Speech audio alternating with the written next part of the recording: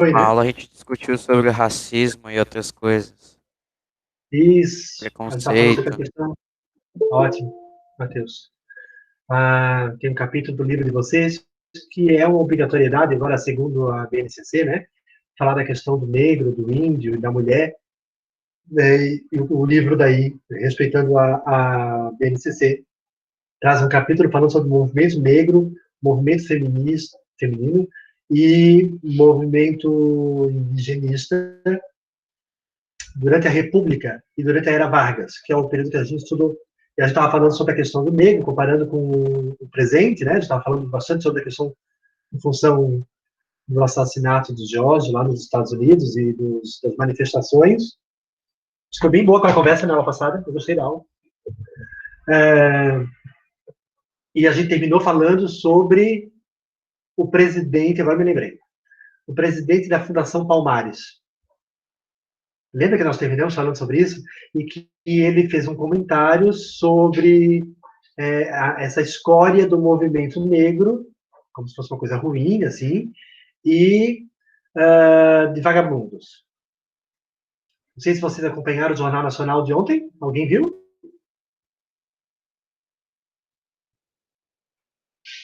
Não? Dentro do ensino médio, vocês têm que ter o hábito de acompanhar algum jornal, tá? Não precisa ser o Jornal Nacional, óbvio, né? Até porque ali tem uma lavagem também bem ideológica agora. Mas algum site de notícia, mesmo que não seja da opinião de vocês, tá? Vocês têm que ter o hábito de acompanhar. Porque lá na frente, no vestibular, nas provas do Enem, etc., cai questão de atualidade. Então, você tem que ter esse hábito de acompanhar o que está sendo falado. Isso se chama autonomia, de ter um site de notícia que vocês acompanhem, mesmo que não seja ideologicamente coerente com aquilo que vocês pensam, né? Ou de acordo com aquilo que vocês pensam. Mas para pelo menos ter a notícia e para vocês se posicionarem, ver como é que vocês vão criticar aquilo. Já falamos sobre isso, né? Que as ideologias são diferentes, a gente tem a liberdade de escolher que ideologia vai seguir, e o processo de formação da nossa ideologia tem contribuição da família, que é o mais importante, mas também tem da escola, dos amigos, dos sites de notícia, né, dos youtubers, etc. e tal, que vão formar a nossa ideologia. Então é importante que acompanhe essas notícias. Ontem passou uma notícia no Jornal Nacional, estava olhando, estava vendo, né?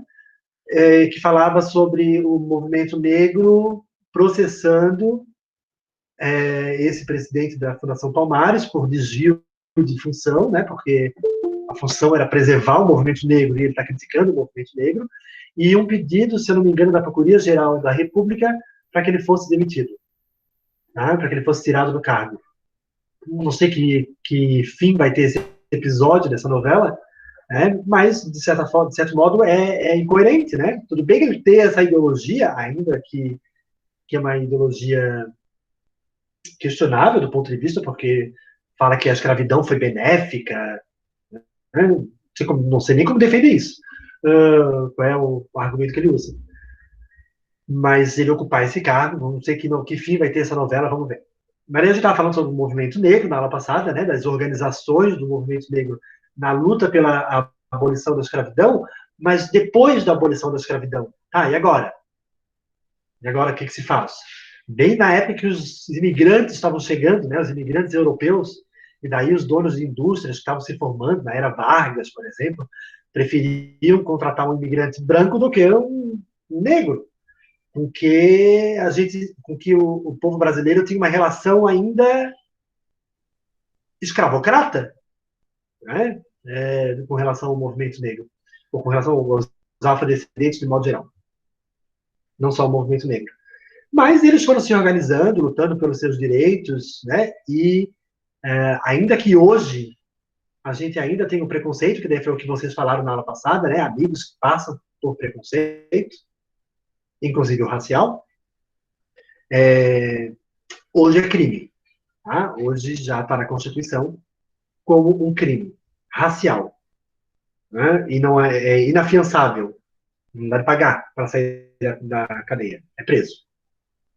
Muito difícil de provar, né? Mesmo assim. em gravar, etc. Que só a gravação às vezes não prova, precisa de testemunhas. Bom, uma outra questão que o capítulo levanta é sobre a... antes de eu entrar nisso. Ontem saiu também, né, eu vi no Face, uma postagem de uma youtuber famosa, não sei exatamente o nome dela, porque eu não acompanho, em que ela diz o seguinte, que é natural que exista racismo, porque a maior parte dos bandidos são negros.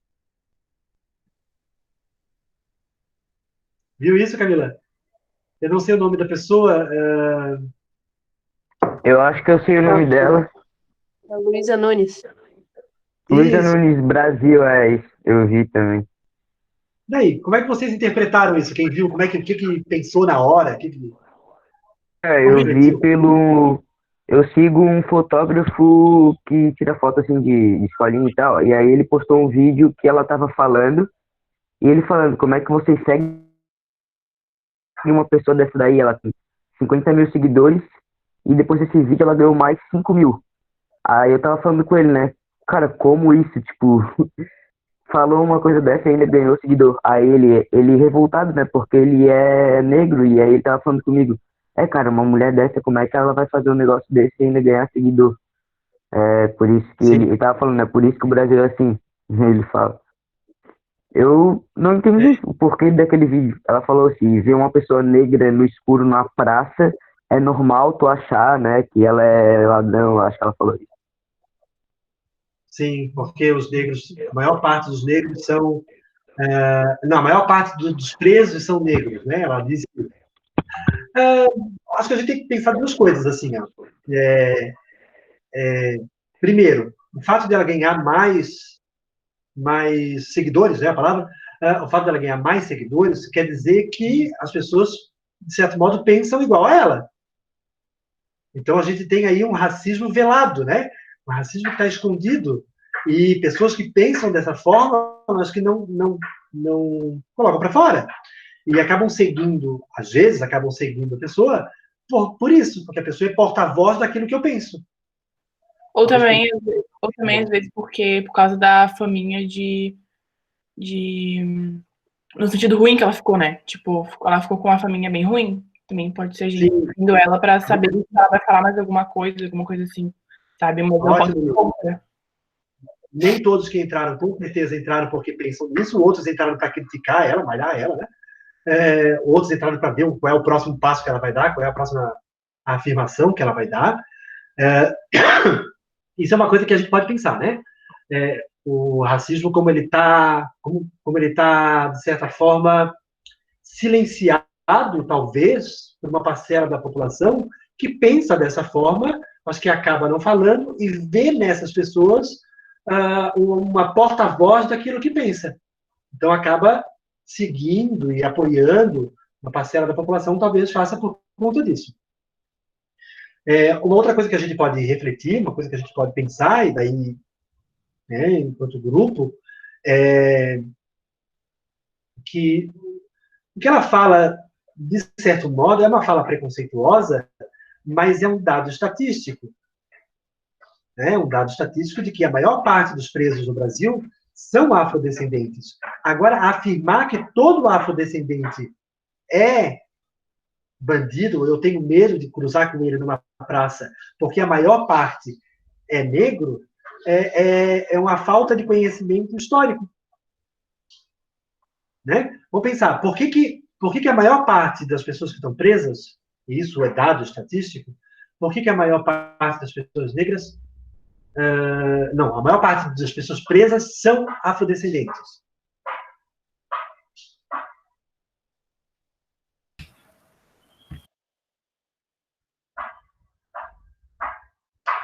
Por causa da condição financeira.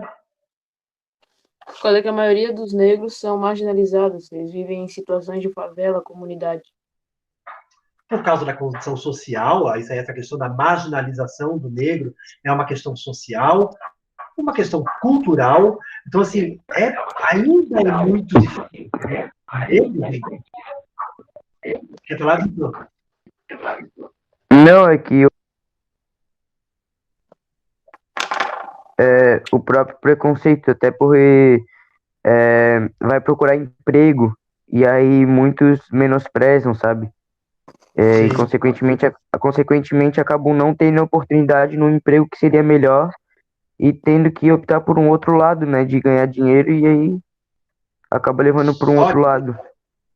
acho que assim faltou para ela fazer essa reflexão, né? Que assim, qual é a condição social, política, econômica? Por que que a maior parte dos presos é afrodescendentes? Porque tu tem uma questão social que está imposta, porque tu tem uma questão econômica e cultural de que o negro está marginalizado, é difícil para conseguir um emprego, é difícil para conseguir ter acesso às coisas. Vamos lá, vamos pensar aí. Um menino que mora lá no morro, tem 16 anos, está fazendo ensino médio, estuda numa escola pública à noite, tem a mesma condição de passar no vestibular do que os outros. Vou pegar até os alunos da escola pública durante a tarde, que não precisam trabalhar. Não vou nem comparar com a escola particular, né? Porque agora já está separado mesmo. Então, esse menino já tem uma condição diferente, né, para conseguir entrar numa universidade. E outra, conseguir um emprego. Para conseguir um emprego, tem a questão, como o Vitor falou, as pessoas acabam, também por preconceito, não contratando. Chega uma hora que, para uma parcela dessa população que já é marginalizada e que deu com a cara na porta de várias empresas várias vezes, não consegue entrar por conta do preconceito, que o próprio tráfico de droga acaba sendo muito vantajoso, porque ganha dinheiro, é ali no morro mesmo, então, ou na comunidade, não precisa ser no morro, né? E então ele acaba entrando para o mundo da marginalidade por conta disso, por conta do assédio, por exemplo, dos traficantes, para que eles vendam, para que façam o papel deles. E, bom, depois que entrou, é difícil de sair. Então, tem toda uma questão social, que assim, que o culpado não é a pessoa, a gente tem uma questão social, ninguém nasce bandido. Né? Nasceu um afrodescendente, nasceu um negro. Bom, esse vai ser, por conta da cor, vai ser bandido. Não existe isso, nenhuma criança é assim. O Rousseau já dizia, né? Nós somos bons selvagens, independente da cor. Nós somos bons selvagens. A questão social que marginaliza. E daí a Luana falou de uma situação, teve uma outra pessoa que falou de uma outra situação, o Luiz, acho, de um colega o Giovanni, que sofreu preconceito racial. Eu vi muito isso, tá, gente? Porque como eu nasci no morro, vocês sabem disso, né? Como eu nasci no morro, me criei no morro, sou do morro, e meus amigos eram todos negros, então eu vi muitas vezes isso acontecer, com os meus amigos. Então, faz parte da nossa cultura. E talvez uma parcela da população brasileira ainda pense dessa forma, mas não fala. Por isso que segue quem fala, quem consegue falar. Possivelmente essa pessoa vai sofrer as consequências dessa fala, porque é crime, né? Vamos ver como é que vai ser o entendimento daqui para frente. Né? Mas eu estava pensando na aula de hoje. Na verdade. Oi, fala, Vitor. Na verdade, ela falou que era um vídeo que cortaram pra fazer o mal dela e tal. Que editaram a fala dela? Falaram que ela tinha dito que tal coisa favorecendo, e aí cortaram pra prejudicar ela e tal. Mas pelo vídeo não tinha nenhum corte, né? Bom, isso agora quem tem que provar é ela, né? E a justiça que tem que provar, os peritos. Na verdade, eu só peguei uma fala que eu vi para trazer. Na verdade, é uma fala que não é só ela, né? Outras pessoas pensam dessa forma, infelizmente. E é isso que a gente está discutindo, né? A questão de como é estruturante na nossa sociedade, como faz parte da nossa sociedade, ainda que muito escondido, né? Para uma parcela da população brasileira, ainda que muito escondido. E daí eu estava pensando na aula de hoje, e daí falando da questão da mulher, né, que o capítulo propõe também, e daí estava pensando na polêmica, uma polêmica também, né, para a gente conversar sobre ela. Por que será que as pessoas não votam em mulher?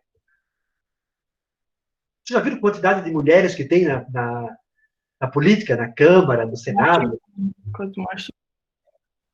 É bem pouco, tá? Por que será que as pessoas não votam em mulher? Porque acham que eu não vou conseguir impor. Fala, Lu, não entendi. Ah, não sei. André, quer que eu comece pelos motivos fúteis ou que eles acham que é, sei lá, defensiva? Não, qual será o argumento, né, que eles usam? Ou, eu não sei se é uma coisa pensada, tá? Será que é uma coisa pensada? Será que, assim, eu vou votar nesse homem para não votar nessa mulher? Será que é uma coisa consciente? Vamos pensar aqui junto, né? Acho provavelmente não, mas eu já ouvi várias coisas assim, tipo, quando eu ficar de TPM vai se fazer merda, ou mulher não é inteligente, ou várias coisas assim que... Não tem capacidade. Não tem capacidade. Ó, quando essa fala sai, né, quando não tem capacidade, quando tiver TPM vai fazer merda, como a Luísa trouxe ali, quando essa fala sai, ela passa a ser consciente, né? Eu não voto porque eu tenho motivo. Então, o motivo é não acreditar que ela dê conta porque não tem inteligência, porque vai chegar uma hora que vai desandar. Então, ela é consciente. Mas, vamos pensar na população brasileira, que é muito grande, né? Acho que talvez as pessoas não votem mulher, mas por uma questão inconsciente, elas não pensam nisso, né? Estou votando nesse homem para não votar nessa mulher. Mas, de certo modo, inconscientemente, eles acabam votando no homem. Por que a gente elege a população, de modo geral? Não é só no Brasil, né? Em outros lugares do mundo, ou na maior parte dos lugares do mundo, é dessa forma. Será por que a gente elege homens e não mulheres?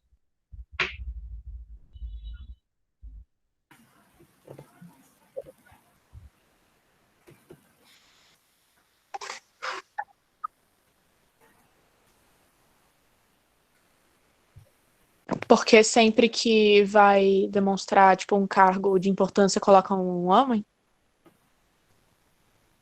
Talvez porque tenham ensinado pra gente que o homem é que administra o espaço público. Isso aí sim, Lua. Quando a gente, isso, de certa forma, é ensinado, né, pra gente. Porque os homens administram o espaço público. Os ministros são tudo homem. Né? Os chefes de governo são tudo homem. Os militares são homem. Então, a gente já nasce numa sociedade em que é ensinado pra gente que a administração do espaço público, ou administração até de uma empresa, né, é espaço masculino. Isso, de certo modo, não é ensinado pra gente. É o chefe de uma empresa, sempre é um homem, assim. Pois é. Né? Eu nunca vi uma mulher, juro. Nunca vi uma mulher. Não quer dizer que tenha que ser, né? Não quer dizer que tem que ser.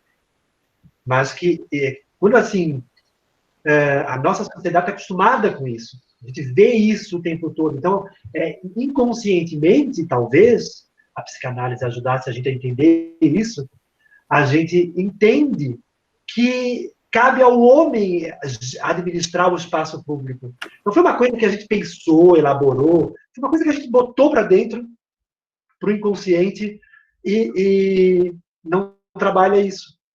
Acho que por falar sobre isso é bom porque a gente bota para fora, né? Traz para o consciente.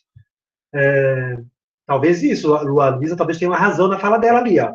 A gente aprendeu que o homem é que faz a administração do espaço público. Olha como isso tem a ver com uma questão histórica. Historicamente falando, o espaço público é o espaço do homem, o espaço da polis, da política. A política é o espaço da polis, da vida na cidade, que a gente aprendeu lá na Grécia. Né? Esse espaço, só os homens podiam ir para o espaço público e dar opinião. O espaço da casa, o espaço privado, era o espaço da mulher. Então, sair desse espaço privado e ocupar o espaço público foi também uma conquista das mulheres. Foi uma conquista ao longo do tempo. E difícil, tanto que a gente ainda elege homens. A maior parte dos nossos políticos são homens. Eu acho, inclusive, em Florianópolis, por exemplo, eu não sei se na Câmara de Vereadores tem alguma mulher. Não me recordo. Angela Min não tá, né? Não, Angela Min é deputada federal agora. Eu acho que na Câmara Estadual tem mulher, mas na municipal eu acho que não tem, não me recordo, vou até pesquisar. Né? Porque a população talvez tenha criado essa ideia inconsciente de que o homem sabe fazer isso melhor. Agora, existe isso? Não. Não, né? Não.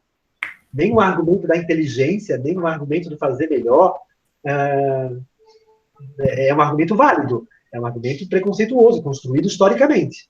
É isso que a gente está falando. Vamos lá, quantas mães aí são chefes de empresa, mãe do Matheus, por exemplo, né?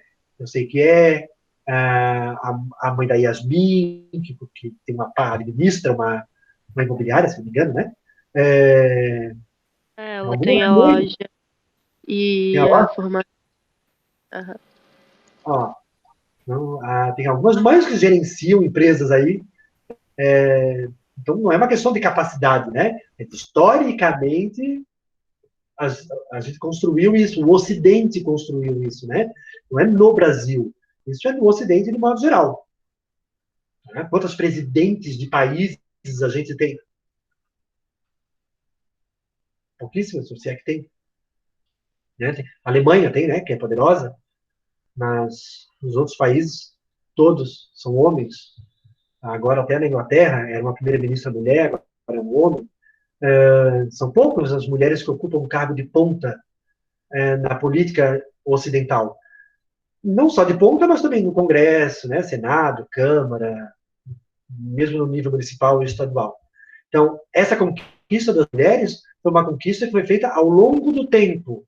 E também teve uma mobilização das mulheres. Assim como os negros também se mobilizaram para lutar pelos seus direitos, as mulheres também se mobilizaram. O primeiro partido de mulheres no Brasil é de 1910. As mulheres, um grupo de mulheres, em São Paulo, vai fundar o Partido Republicano Feminino, acho que PRF, e para começar a lutar pelo direito do voto, em 1910, elas queriam ter o direito do voto, porque a Constituição na época dizia que a mulher não podia votar, era só homem alfabetizado, com mais de 21 anos. Em 1917, elas fizeram uma passeata, 80 mulheres fizeram uma passeata no Rio de Janeiro. Pensem nas outras mulheres olhando para elas. O que será que elas pensavam? Tudo um bando de puta. Não ia usar essa expressão.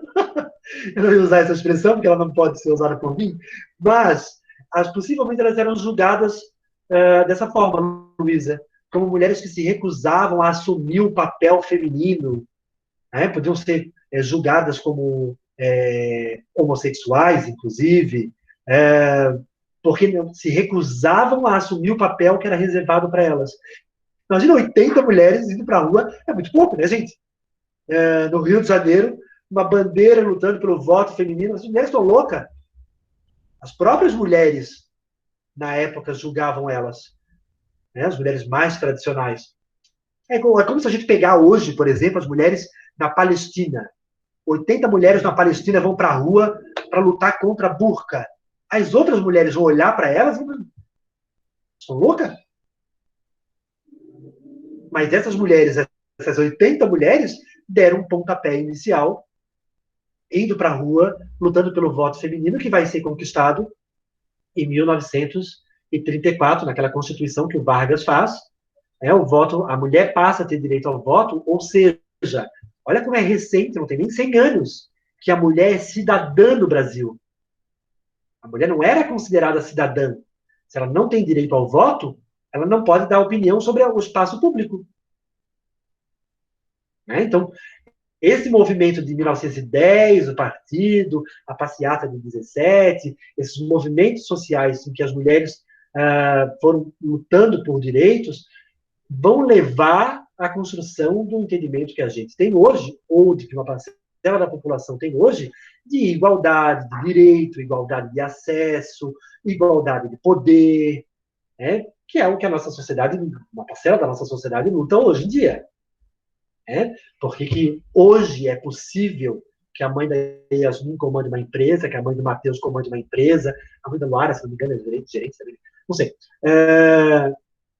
que as mães comandem. Só é possível isso porque essa luta veio desde 1910, as mulheres lutando por esse espaço, no espaço público, né? Não só na casa. Mas é interessante a gente pensar uma coisa, quer ver, ó, que mesmo saindo para o espaço público, olhem como o espaço da casa, o privado, mesmo os homens aceitando a mulher participar do espaço público, porque hoje a aceitação é maior, né, a gente tem, de certo modo, uma participação maior, como o espaço da casa ainda é um espaço da mulher. Não foi uma coisa que igualou no espaço público e igualou no espaço privado. Não sei como é que é na casa de vocês, os pais ajudam? Então, eu moro com a minha mãe, a minha avó e meu avô. E todo santo dia, né, as mulheres vão lá, né, e arrumam a cozinha enquanto meu avô vai ver TV. Ele é velhinho? É velhinho, né, mas ele varre o quintal todo dia. Custa, sei lá, guardar uma louça? Sim. Ó, a Camila diz ali que o pai ajuda bastante, então tem uma igualdade, né? Ó, o importante é isso, a igualdade fora e dentro, né? Da casa. Porque a mulher saiu para o espaço público, mas o espaço privado continuou sendo dela, como se ela fosse a responsável pela educação dos filhos. Ela tem que sentar para ensinar, ela tem que sentar para fazer as coisas, ela tem que fazer as coisas da casa, ela, né, não teve uma divisão. Legal é quando consegue fazer essa divisão tanto no espaço público quanto no espaço privado. Né? Poder os dois circularem nos dois espaços e os dois terem poder nos dois espaços. Talvez isso seja uma conquista que a gente está começando a ver agora. Eu sei que tem vários pais que ajudam bastante. Camila falou do pai dela ali. Tem pais que ajudam bastante em casa também. O Vitor falou também. E acho que isso que é importante, né? Dessa construção de uma nova cultura. E essa mudança cultural, galera, ela leva tempo mesmo, né? Quando é uma cultura muito arraigada, muito enraizada, ela leva tempo para fazer essa mudança. São mudanças de longa duração que a gente chama na história. E daí a gente volta numa discussão da aula passada. Eu lembro que o Giovanni se posicionou a favor disso. Lembra que o Giovanni falou assim, ó, que, pena que ele não está na aula, que às vezes a violência provoca uma mudança mais rápida. Ele defendeu isso, lembram? Ok. Mudança cultural é uma mudança de longa duração. Demora um tempo para mudar. Né? Para os negros se inserirem na sociedade, não ter racismo, para as mulheres poderem sair para o espaço público. Isso são mudanças de longa duração, porque são muito enraizadas culturalmente falando. E a gente estava falando sobre isso no começo da aula passada. Né? Até que ponto é justificável, né? Ir para a rua, o movimento, mas não a violência. Foi o argumento, se não me engano, da Luana e do Giovanni, que se opuseram na aula passada. É uma discussão que isso fica aí, ó, por conta de vocês. Né? Violência sempre é ruim dos dois lados, né? Eu lembro que eu dei 2 exemplos, da Índia e da Revolução Francesa. Lembram disso? Que eu falei da Índia, uma independência que foi conquistada sem nenhuma arma, sem nenhuma violência, né? Simplesmente não consumiam nada que vinha da Inglaterra, e uma Revolução Francesa, em que o povo pegou em armas e foi para a rua. Então, é possível conquistar direitos sem violência? O Gandhi ensinou que é. Mas essas mudanças culturais, elas são tipo, mudanças de longa duração. E o bom é a gente poder conversar sobre elas, tá vendo? Ó? Que é nesses espaços que a gente pode ouvir a opinião do outro, uma opinião diferente da nossa, e pensar, será que esses espaços são espaços de construção de pensamento, né? E também de discussão da questão do racismo, do papel da mulher. E daí, inclusive, para finalizar, até essa questão, a questão indígena, né, no Brasil, a questão indígena só vai ser vista com mais cuidado, assim, na era Vargas. Vargas, na primeira Constituição, lá de 34, vai definir a história do território indígena, né? Que o território ocupado pelo índio é dele, e aquilo foi sendo mantido na Constituição até agora. até a Constituição de 1988. E daí uma outra polêmica, não sei o que vocês estão pensando sobre o assunto, o ministro do Meio Ambiente, naquela reunião que nós já conversamos, isso não é uma fala minha, é uma fala que é pública, vocês podem ver a fala, dizendo que vamos aproveitar o Covid-19, que a imprensa está voltada para o Covid-19, e vamos alterar essa lei e passar a boiada. Ouviram esse comentário? Passar a boiada Sim. é invadir a Amazônia, derrubar, passar a boiada literalmente, né? Porque eles ocupam com gado as pastagens da Amazônia. E, para isso, precisa alterar a lei indígena, que dá ao indígena a propriedade da terra, né? Os grupos indígenas que ocupam, e a extensão que eles ocupam é muito grande. Agora aqui, ó, vou mostrar outra ideologia, ó. Tá vendo? Eu vou mostrar outra ideologia. É o argumento que eles usam. É muita terra. Tá? A quantidade de terra que os grupos indígenas têm no Brasil é muito grande. É quase o território de Santa Catarina, Rio Grande do Sul e Paraná junto. Então, tem que rever essa lei para poder produzir ali dentro. Esse é o argumento que o outro lado usa. Poderia pegar o argumento dos ambientalistas e dizer, não, mas vai derrubar a floresta para criar gado? Olha, e daí como é que fica a questão do equilíbrio ambiental? Então, tem vários argumentos, né, que é tanto a favor quanto contra. Isso daí fica por conta de vocês lerem mais sobre o assunto, inclusive. Mas a proteção da terra indígena é garantida por lei. E a criação de reservas indígenas também. Tá? O que começou muito na época do Fernando Henrique Cardoso, durante o governo do Lula, teve bastante reserva indígena que foi decretada.